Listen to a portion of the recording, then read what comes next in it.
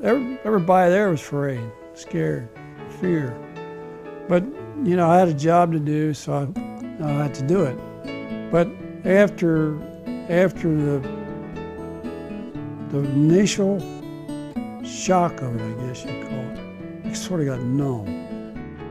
You have the courage to keep on going. I mean, you have to have the courage because it's no turning back. You got to go back, keep going. You got the rest of the troops are going out there, you got to be with them. We had a lot of good times, a lot of bad times. I think we all pulled for each other and got to be counted like a family, so even though you were 12,000 miles away from home, you developed friendships and everything got a lot better. And I enlisted to do my part, and I thought it was a duty. I accepted it as a duty that somebody had to do it, and that was my contribution. Thank a teacher for learning how to speak English, but thank a soldier for speaking English. You understand what I'm getting at. And that's kind of the mindset that I've heard and held. And so that foundation, sometimes those foundations get chipped at. And we're just trying to solidify it, patch up those foundations and make sure that the freedoms that we have in the U.S. that we enjoy every day don't get compromised. Keep in mind of what you have today. It wasn't given to you freely. It didn't come free. The freedom that we have, this country that we enjoy, it's because a lot of people, men and women, have worked hard, bled hard, and died for this thing that we enjoy today that we can call freedom.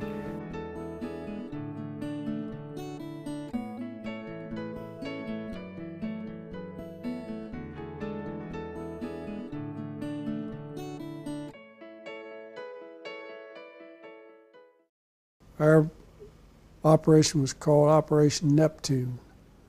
The ship I was on was designated to Operation 01, which was Omaha Beach, first wave. The beach I was supposed to land on was designated Dog Red, and it was a sector of Omaha Beach. So we went in our formation, and we got in about 200 yards, and man, they opened up with everything they had on that beach. They used mortars. They have what they call a 48 millimeter machine gun. They had 88s, which was about the deadliest thing I've ever seen used, and they were hitting our landing craft. We got, we didn't get hit.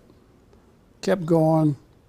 Germans had what they call Belgium gates, and cross barriers in the beach that if you hit it with landing craft, they had mines on them. It would just blow the landing craft up. They also had the barbed wire, and they had the beach pretty well mined. And the boat ahead of me, we were picking our spots. You just couldn't go in. I mean, you just couldn't blast in there because there was barriers and stuff. So we pick a spot. And I was about to go in, and the boat went in ahead of me, and he hit a mine. Well, he just disappeared. Everybody on board, and the boat just disappeared. So I just said, well, yeah, he got the mine, so I'm going in. So I went in right behind him and dropped a ramp.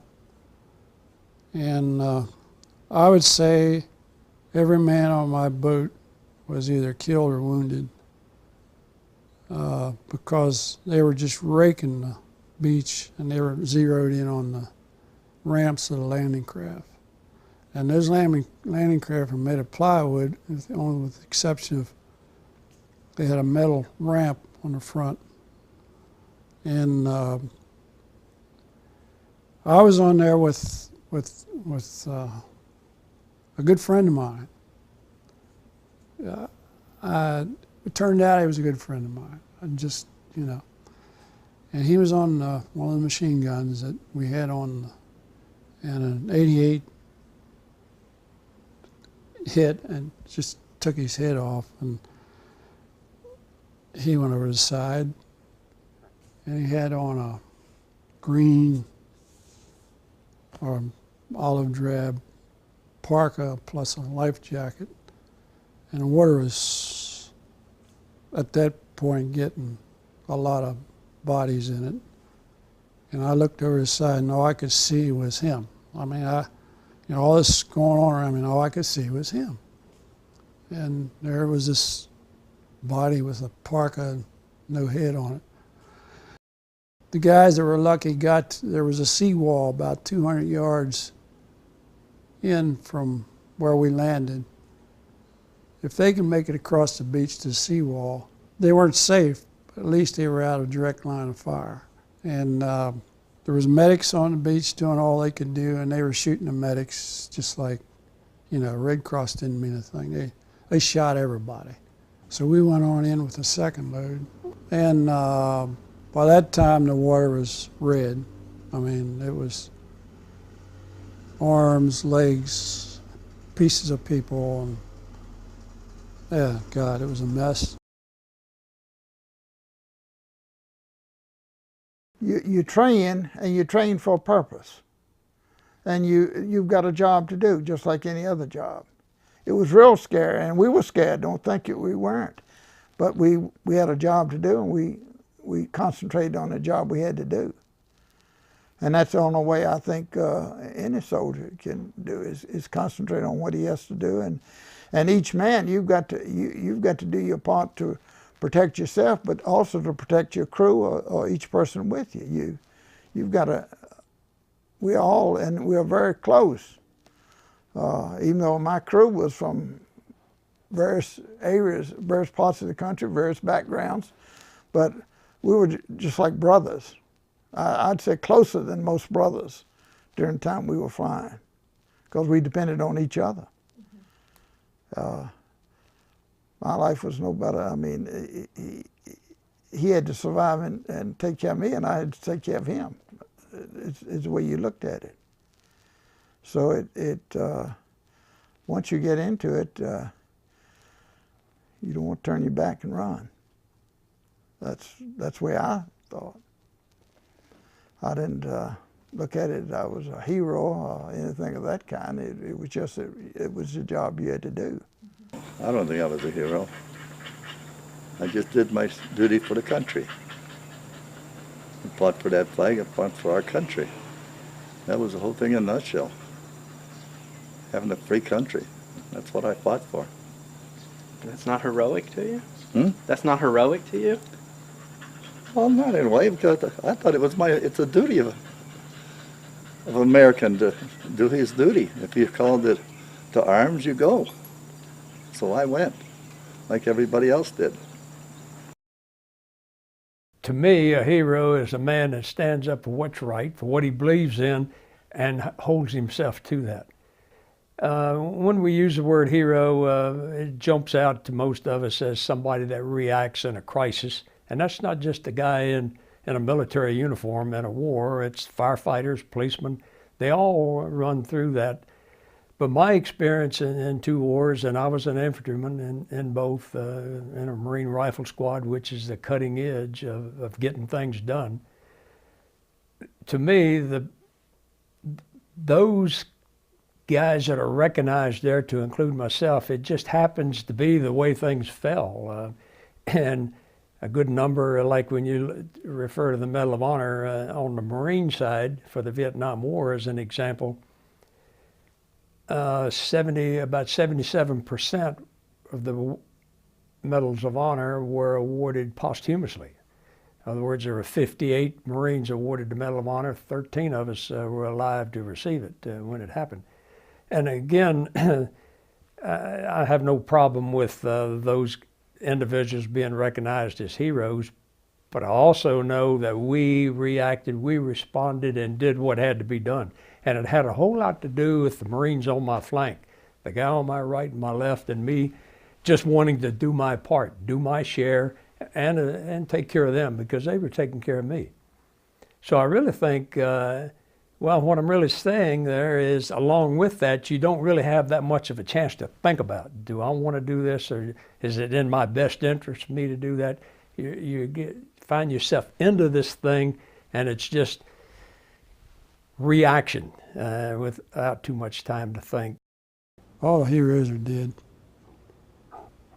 Dead or torn to pieces. They're the heroes. Sometimes I feel bad at the fact that I even put them on the beach because they were killed. But somebody had to do it. First part for me was very scary. I don't think I'd ever been out of the country. I know I'd never been out of the country. I'd hardly been out of the state of Virginia. Through the whole process, I was just on my own, where everything I'd done before had always been in a group with a leader. So I had to get to Vietnam on my own. And had a few stops in between, but I ended up at Cameron Bay.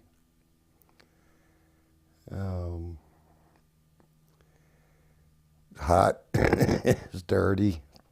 It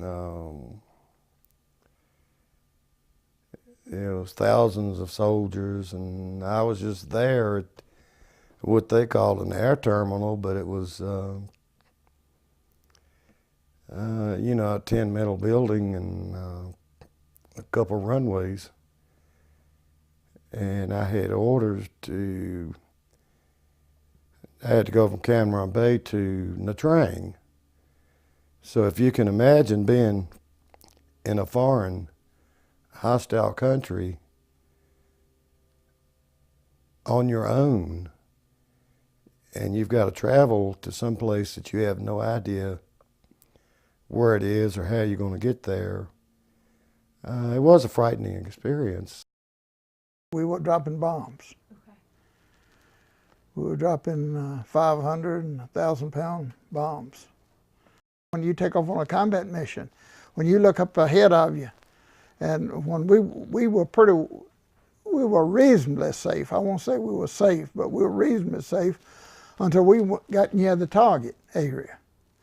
We had fighter escort at the time that I was flying, which was better than it was earlier. We had good fighter escort. We had 10 machine guns in that plane, and we were flying a close formation with somewhere from 7 to 10 planes in tight formation, which meant that we had 10 machine guns times the number of planes, that if an enemy came in on us, he had to have courage to come in on us, speaking of courage. But we were doing what we thought was the job to do, and you're trained along that lines. And I think most people, if they're trained, would do it. Just like, of course, we could have turned back. We could say, we're not going across the target. We see the anti-aircraft that they're firing, all their shells exploding up there, and they shot them up and exploding right on our altitude. We were about 27, 28,000 feet, and they were shooting right and hitting planes right within the formation. By flying a close formation, it was safer than flying a loose formation because their radar would pick us up as a blur rather than as a single plane. If we were in loose, or flying very loose formation or out of formation, they could pick up each plane separately, and their chance of hitting you were much greater than if we were in close formation. But the sky would just look like a black cloud up there you were flying into sometimes. My main concern was just mortars coming in. The Viet Cong, they would, not nightly, but once or twice a week, they'd decide to shoot 5 or 6 mortars, which they couldn't do more than that because they would be detected, and airplanes would blow them off the mountain. So they would have to fire a few and run. actually going over there, it was like, hey, this is great. I actually get to do what I came in the Army to do. Sure, it's fearful and you're scared and stuff, but you know you're well trained. That we were never questioned about that. But some of the things that you probably focused on in the garrison life really wasn't as important as some other areas that maybe you hadn't spent as much time on, but you knew how to handle it. So that's where the pride comes in. The pride comes into actually being able to execute your wartime mission. I think that's what any soldier would want to do. And so I was fortunate, and also I was fortunate to do it as a commander, taking 106 soldiers over there and bringing them all home safely, which was my goal, and we made it happen. So I'm proud of that fact, and nobody can take that away from me. So a lot of pride. I wear on my uniform a bronze star, something that I earned over there. More for, again, it wasn't a valorous act of any kind. Some soldiers had received them for that, and they wore a B device on their bronze star. Mine was for taking care of the soldiers, which was my #1 job. And I think the families and the soldiers appreciate that. Big thing about